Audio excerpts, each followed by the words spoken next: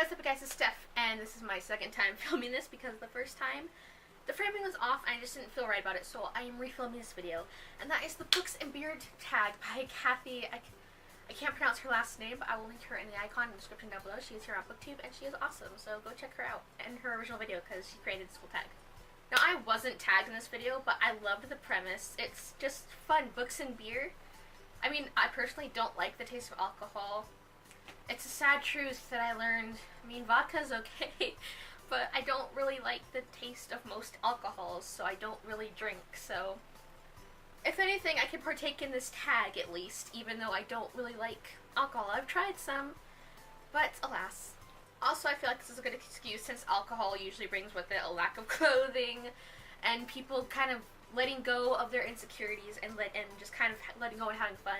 Thought this would be a good excuse to kind of show off my shoulders, a very insecure area for me, this whole area, because it's where most of my acne shows up, and so there's just a lot of red marks and ickiness, and plus I have a little, arm flab right here.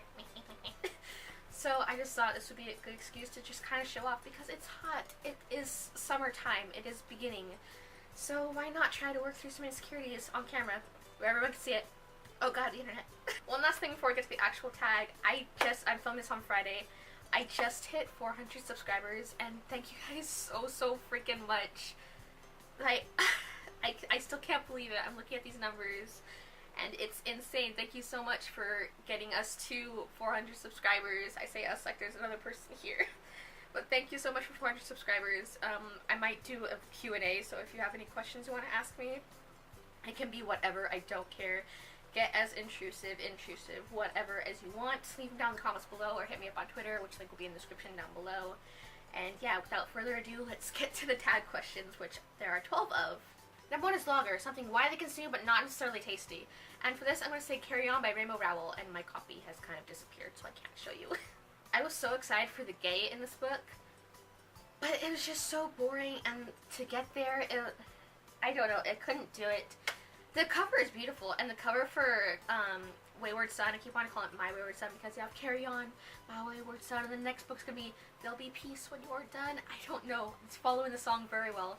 But the cover for the sequel is freaking beautiful, but because of how boring and how hard it was to push through this first book, I don't think I'll read it. If I can just get a poster with the Carry On sequel like cover on it, I'd be happy, but I really don't want to push through it. The only reason I finished it at all is because I buddy read it with Sarah, just another booktuber, who you should check out because she's amazing. I'll link her in the icon description down below, so please go check her out. She's so close to her first 100. Get her there. She is a precious being who deserves everything. Next up is Indiana Pale Ale, Prepare for a Long Voyage. A book that took you on a very long trip, and for that I'm going with an actually rather short book, probably one of the shortest books that I have on my shelves, and that's Grey by Pete Wentz. This book, it all revolves around the love story between our main protagonist and the female love interest, her. That's all she's ever referred to, and we never have a name for our main guy either. Yes, there's this building a band and building the band's success and traveling and all this stuff, but everything leads back to her. We watch the rise and falls and the mends and bends of this relationship try to work itself out throughout the entire book, and though it's short, it really takes you on this journey of trying to maintain this love that once was and can still be, and what will our future be, and can this actually work out? It's the back and forth. It's very short, but it takes you on that journey, and there's just certain things in this book that are very hard relates. And it took me on a journey, and I really enjoyed it. Close to crying because I read this during the Sabathon. I was suspecting some tears. It got close. It was pretty emotional at parts, and seeing as it's written by the Emo King himself, you can see why. Stout, Dark and Strong, a dark book that left you with wobbly legs, and for that I'm going to say Ultimate Sacrifice by S.E. Green. I hope I'm remembering the author correctly. This book is pretty much impossible to talk about without giving spoilers away.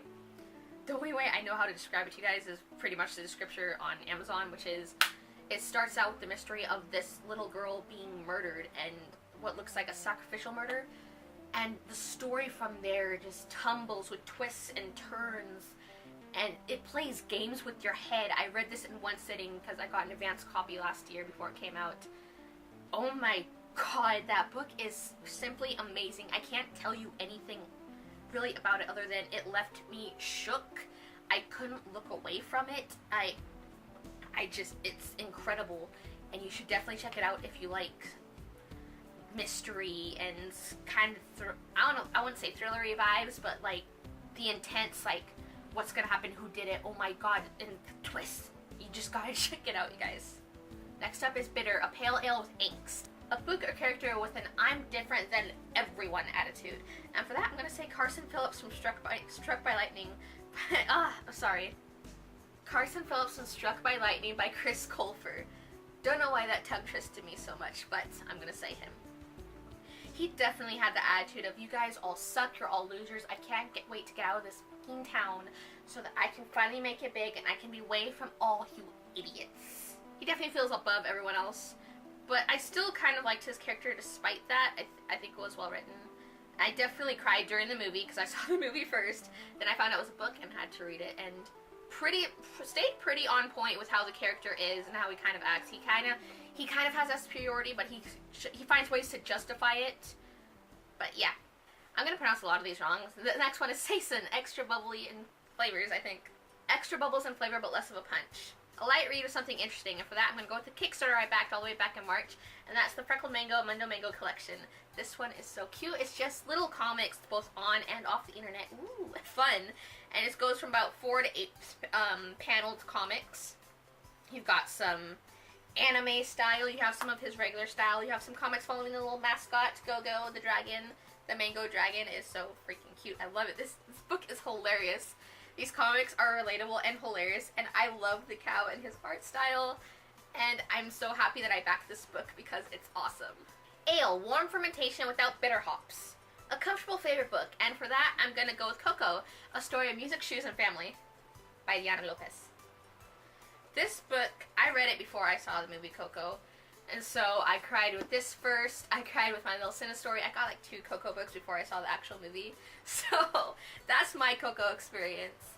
I loved this book. It goes a little bit more into Mama Coco's background growing up without music and without being able to dance, because as music involved, how she met Papa Julio, and just, there was a scene with Baby Miguel as well. I was sad when I saw the movie and there wasn't that extra bit with Mama Coco. I really appreciate that about this book, and I really loved it, and plus this cover is so pretty. And the pages inside, you have chapters like this from the Land of the Dead, then you have chapters with Dante when the Land of the Living. It was so cute, and I loved it so much, and it's definitely a favorite. Eisenbach, a beer so strong it removes whatever freezes. A book with society that is extremely cutthroat, and for that I'm going to say To Kill a Kingdom, because sirens are pretty bloodthirsty, ripping people's hearts out just like that. It's pretty crazy. Right off the bat, you got some good violence, and plus you have the Pirate Prince and his crew. There are some really violent people in this book, but it is so good. Probably my favorite Little Mermaid retelling ever, with sirens and violence, and it's just fantastic, and I really need to finish it. Someone pushed me to finish this. Goose, sour and sometimes salty. A book with some acid, or a book that made you salty. And I'm going to be talking about Breaking Order by Catherine Comp for this one. The thing that made me the most salty on this book was this one bit towards the end. A lot of stuff has gone down, and we've hit this point where the girl is talking about, she's discovered that some of her family isn't her blood family. So she says, he's not going to be my blank after today, and basically not going to be my family after today. And in the wise words of Bobby Singer from Supernatural, family don't end in blood. I'm sorry to bring out that supernatural trash side of me, but family don't end in blood.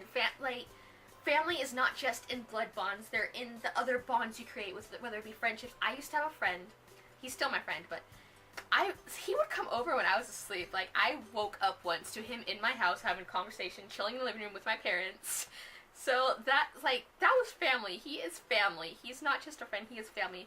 And if you've grown up with the notion that someone is a family member, something kind of a little bit insignificant, like the fact that they're not actually blood, isn't going to change that. I have someone in my life who I call my aunt. She's not my aunt, she's my dad's best friend, but I call her aunt. That's my family. It doesn't change it if you're blood or not. Family don't end in blood. This one I definitely need to look at my notes at because I read it wrong last time. I'm reading it wrong again.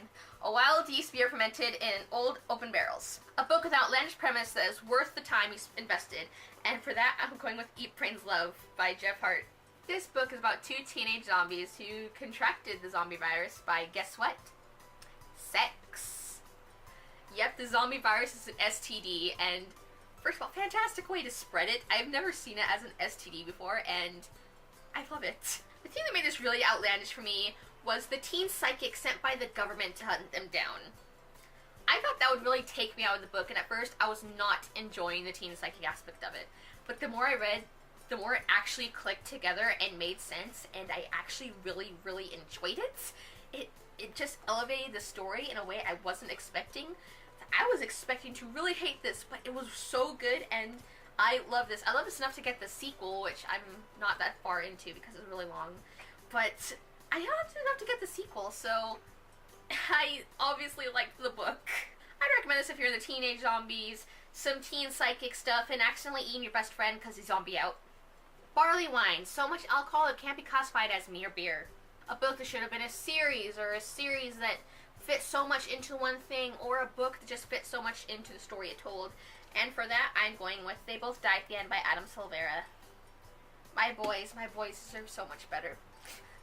Just how much goes down between, in the about 24 hours before, after they get the call, when they meet, and when they die at the end. My heart, it'll never go on past this. This book is just, it fits so much into it, so much happened, the relationship built so much, and it's just so good and so heartbreaking. My babies. I love this book. And finally, a seasonal beer with a limited window. A book or genre that you can only read when you're in the perfect mood. And for this, I'm going to go with historical fiction, although it may be better just go straight up with The Mystery for Thorio, I can't pronounce it, by Ken Platt.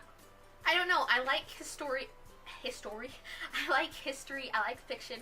I should like them mixed together. I liked Alex and Eliza, but sometimes I just get those historical fiction books where it's fact or nothing. This is one of them. It is just over 100 pages. I got it from the dollar store.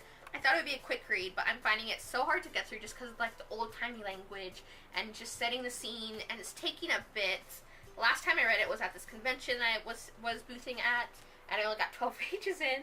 So, yeah, it's a very slow moving on, but only just over 100 pages, so I'm already a little bit there, like maybe 100 pages left, based on that, maybe 112. But yeah, I think that's all I've got for you guys today. I hope you enjoyed the Books and Beer tag. I'll be sure to link the original at the end of the video so you can check that out as well in case you want to do it and you want to see Kathy's answers for the questions that she made. I thought this was really fun, and oh gosh, I have to get the part where I tag people. I don't know. I just recently subscribed to a bunch, probably over 50 channels, so I'm going to poke through some of those and pick out some people and tag them in the description down below. So I hope you guys have fun with that. I'll probably tag you on Twitter as well, because I've also followed a lot recently, because Twitter is where you find a lot of booktube people. Remember to leave some questions in the comments for my Q&A as a thanks for hitting 400 subscribers. Thank you guys again. It's really awesome, and I really, really, really, really, really appreciate more than you guys will ever know. And yeah, that's all I've got for you guys today. I hope you have a lovely day/night, and I'll see you later.